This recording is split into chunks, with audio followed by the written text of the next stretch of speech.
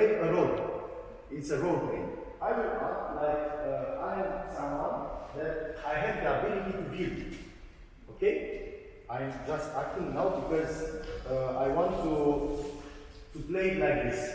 Okay? And he is acting like someone who asks, listen, asks for help first and then needs help.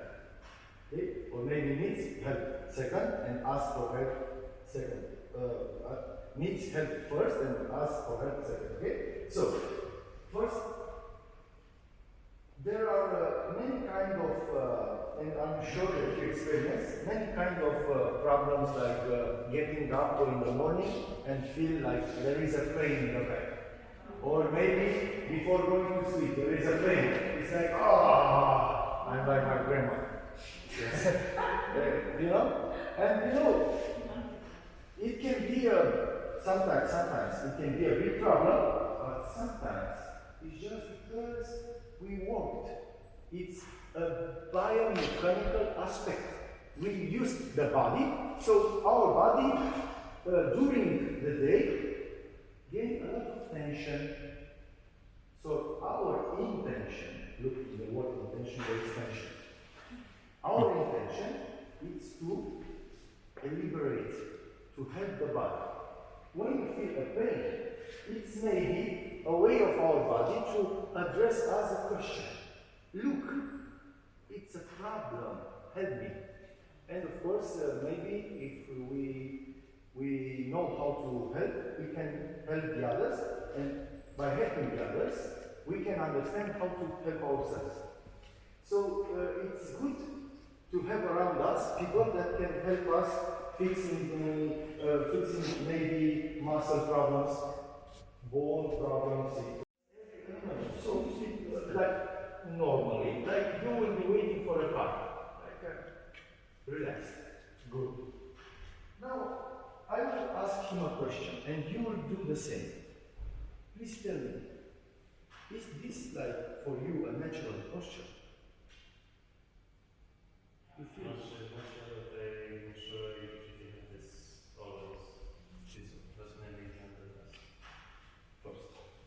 Second, do you feel like any tension, something that is keeping you from moving freely, or something that is giving you maybe pain? Here in the back?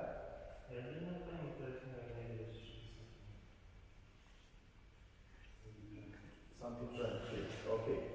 Now, of course, we need to know a little bit of anatomy, maybe more, but we will do it like acting, you know. So you need to know that this is the cervical part here, this is the spine, yes? This is the cervical part, the thoracal part, the lumbar part, and the sacral part. So he's telling me that he's having some kind of tension, something here, in the back, in the lumbar part. Okay, good. Now, I want you, after asking these questions, we will work in pairs of two. One will be the therapist, one will be the one who is receiving the therapy. I want you just to go behind and observe the body. Now, what to observe? First, if there is like misalignment, like how you see things like this, if there is some kind of unbalance. For me here, I can easily see that this shoulder is up and this shoulder is down. So he's a little bit like this. I will come for you to see. Like this. So after I check this, I can imagine that because of this posture, there are many tensions, like parts really stiff maybe on his back. And I can see also that from shoulders, his hands are different. Here, the right hand is close to the body. The left hand is having some distance, like this. It's also another clue to understand a little bit sound. So see, now he's trying to adjust. But his body, maybe it's keeping him from this kind of adjustment. So, I will look down, right?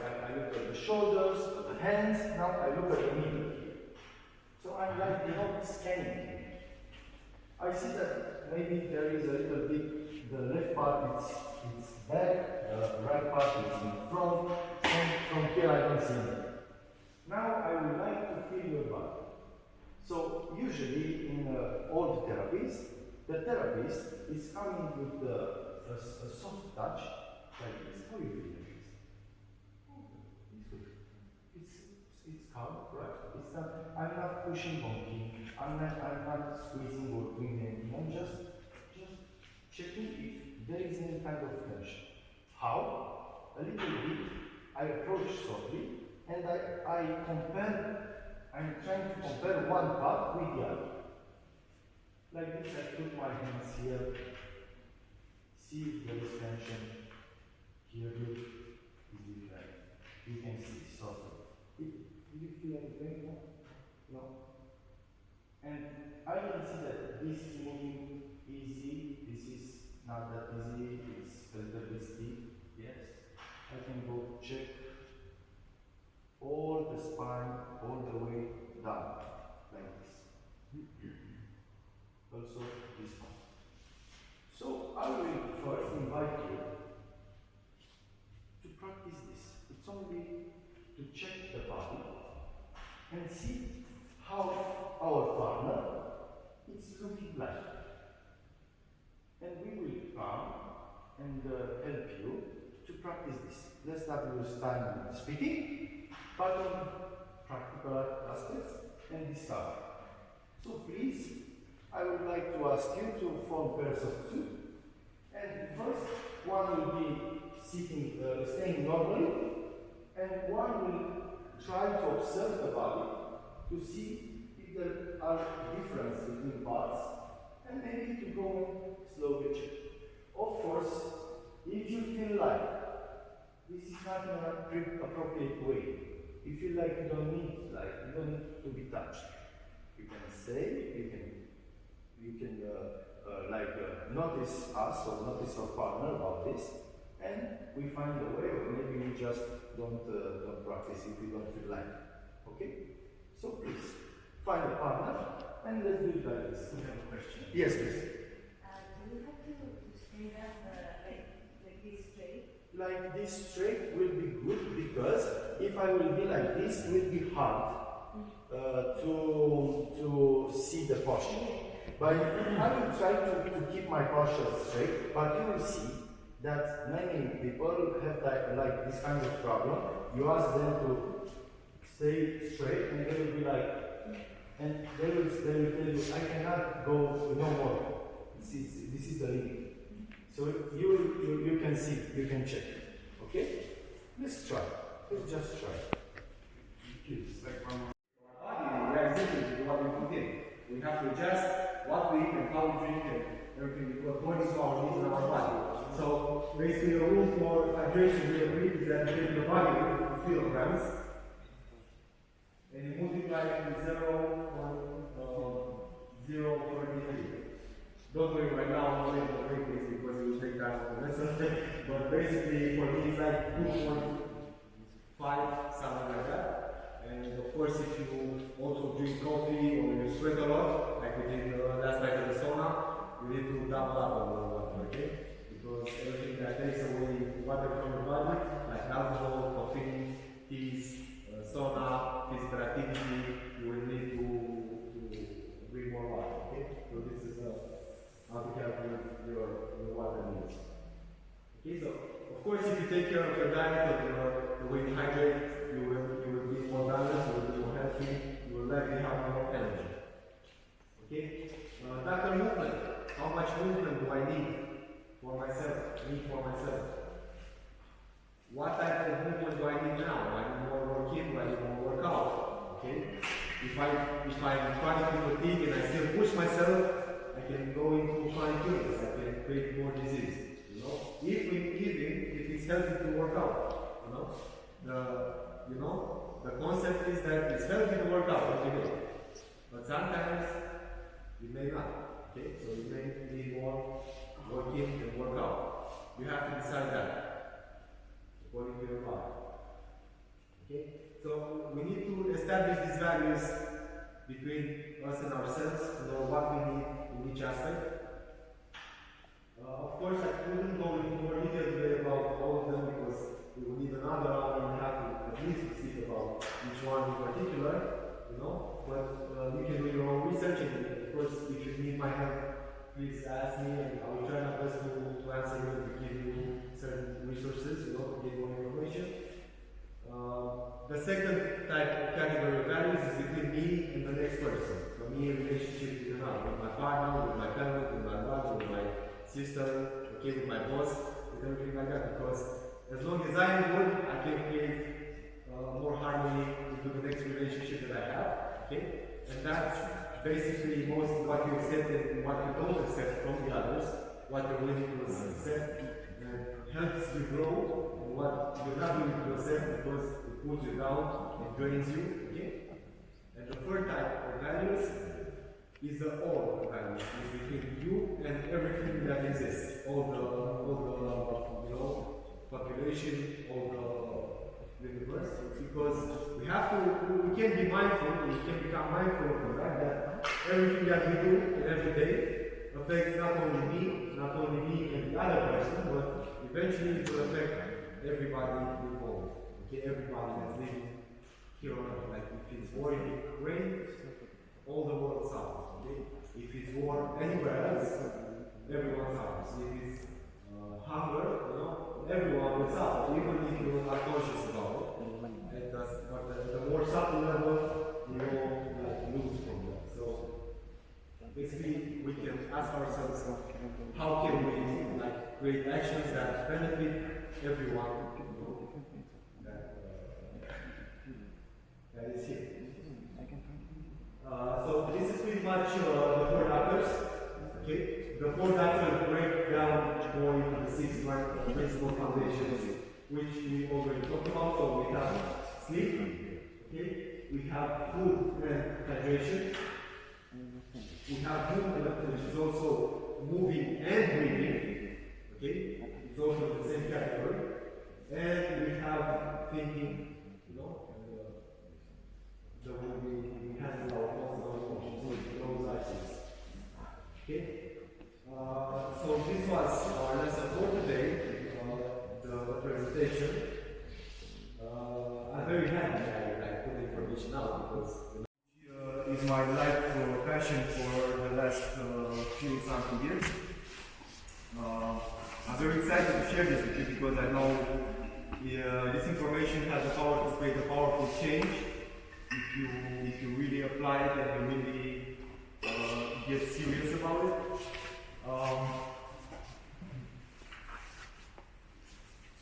The learning objectives will be firstly to learn and understand the true meaning of health and well-being and what is true health for each of us. Understand how a person loses their state of health and well-being. We will try to understand how a person, what are the true causes that can create health and well-being for the long term. And I'm talking about the stable health and well-being. And last but not least, learn how to use and integrate into our life the 6 principles of health, which are the foundation principles. First of all, we will establish a definition of health. So, what is health? Just a short parenthesis. If there are questions during this presentation, if there is a short question like you don't understand the concept or something, okay, you can raise your hand and we try to solve it quick. But if there are longer questions that require a longer answer, we're going to keep it at the ending of the session. Okay? So basically, health is defined mostly as having no illnesses in the body. In the modern dictionary, it's mostly about a person's mental and physical condition. You know, is that we don't have any serious problem that we have to solve, and that our medical investigation doesn't show no problems, you know. It's also a state, it's considered mostly today a state that we don't have any pain or we don't have illness or chronic illness or something like that. The thing is that everything in our life emanates from a strong sense of health and a strong vitality in our body. And the difference between the way health is viewed and approached today is a bit, at least a bit, different than the way the ancients used to see it. Because the ancient Chinese used to think about health as radiant health. Which is something beyond a physical illness, beyond not having physical illness. And radiant health is a concept that basically means that you are beyond the risk of danger. What is danger in this case? A danger could be like some kind of pain in the body. A danger could be a chronic illness. A danger could be fatigue. You know, a danger could be even if you're vulnerable to injury in some manner. The ancient Chinese considered that the radiant health is the highest level of health which a person can attain. Someone who is very internally strong and whose body, mind, and emotional aspect of his being is very emotionally strong is a person that can adapt stress. Is a person that can handle stressors from the outside and he can manage them with the least effort. Make sense? So basically today we live in a pretty much stressful society. We have more stressors than ever before. Stressors can be in different types of forms or manners. It could be relationship stress. We can have mental emotional stress. We can have dietary stress because a lot of food is poisoned with chemicals. A lot of food lacks the proper nutrition that it once had. Most of our water isn't very clean, and we have to go do some effort to provide ourselves clean water.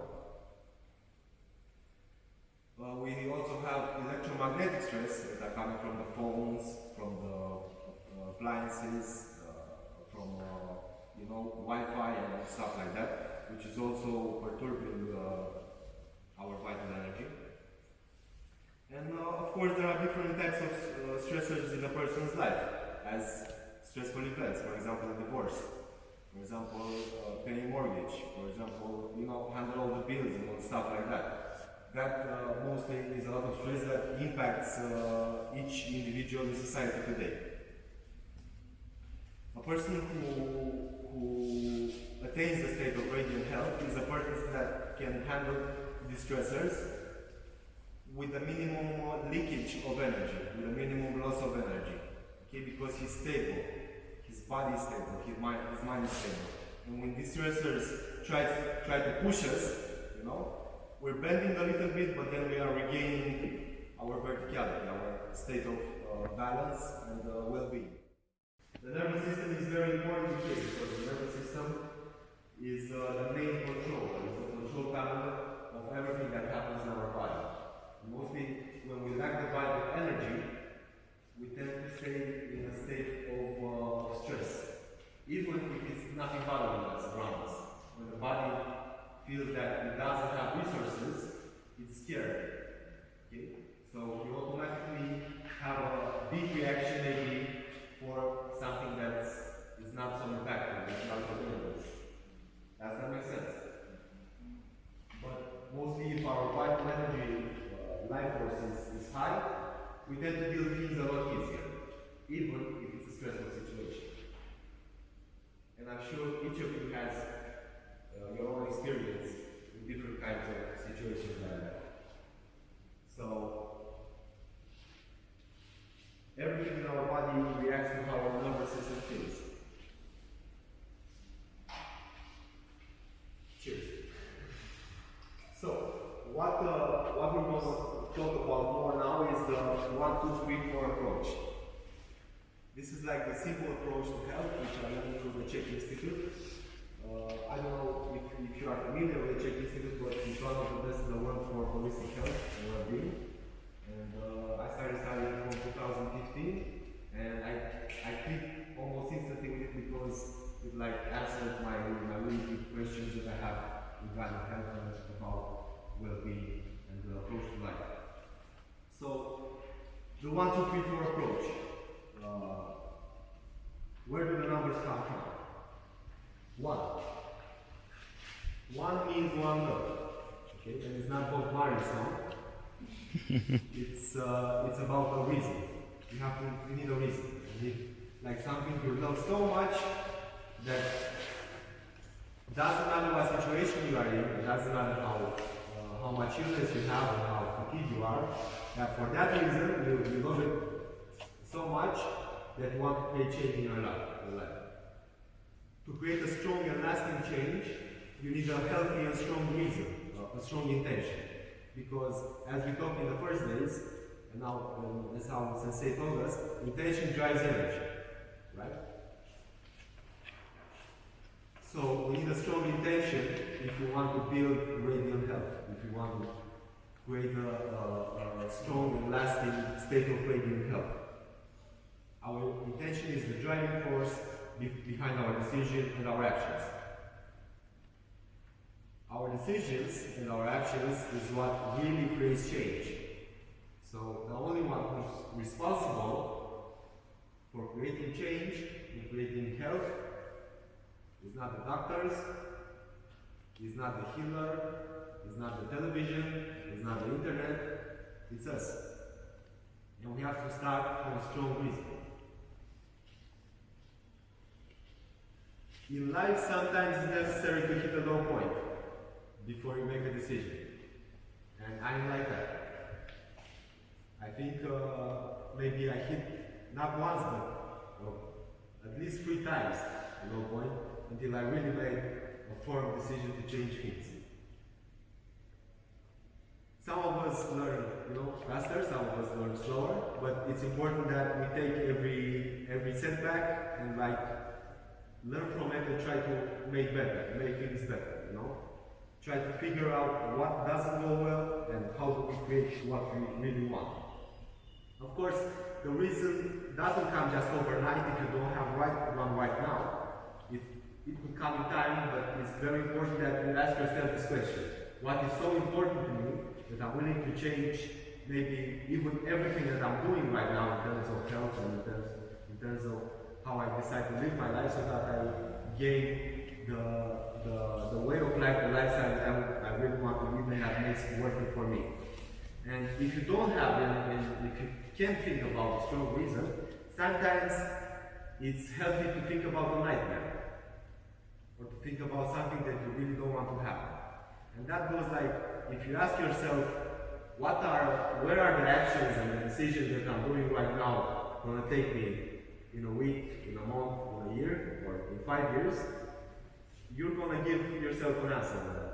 And if it's something that you really don't want to experience, that can even be a starting point, You can start to create a change because you don't want to become, let's say, chronically ill like one of your parents or one of your relatives. Or you don't want to have bad relationships as somebody you know. Or you don't want to, lose time in your life like some friends, And that could be a good reason for starters. So when a person has a real reason to live, or a strong reason, and he's living with purpose, he mostly has positive thoughts because he's going with enthusiasm and he has drive and he wants to accomplish and he's excited about the change he's trying to create. And research shows us that positive thoughts create more telomerase, which is an enzyme that helps the long-term health of our body cells. Basically, when we lack this enzyme, our cells start to degrade faster and we regenerate slower.